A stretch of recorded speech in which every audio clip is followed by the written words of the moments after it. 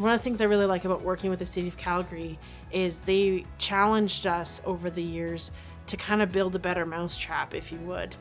You know, how do you better communicate with a team of people who have multiple avenues of fulfillment that they have to report to, as well as kind of more analytical, timeline-based thinking, working with a very creative team who go, wouldn't it be cool if, whereas their team's like, okay, but how does that happen, and when does it happen, and why does it happen?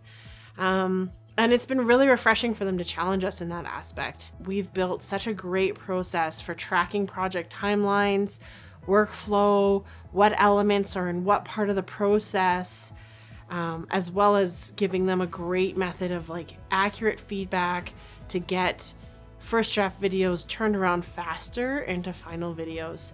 So for me in post-production, one of the hardest parts is taking these interviews with the recipients and cutting them down to something that fits within a reasonable time frame.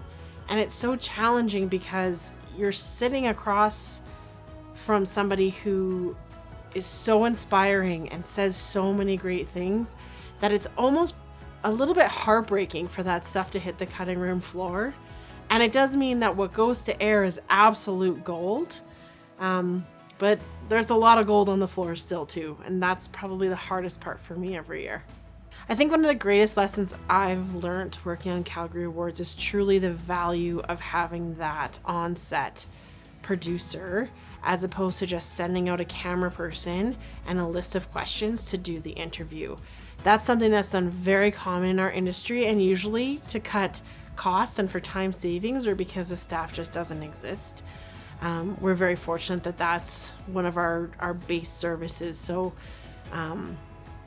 it's amazing to see how an interview changes when the person behind the camera can focus on just the technical side of things and making things look right and sound right and getting that best technical quality.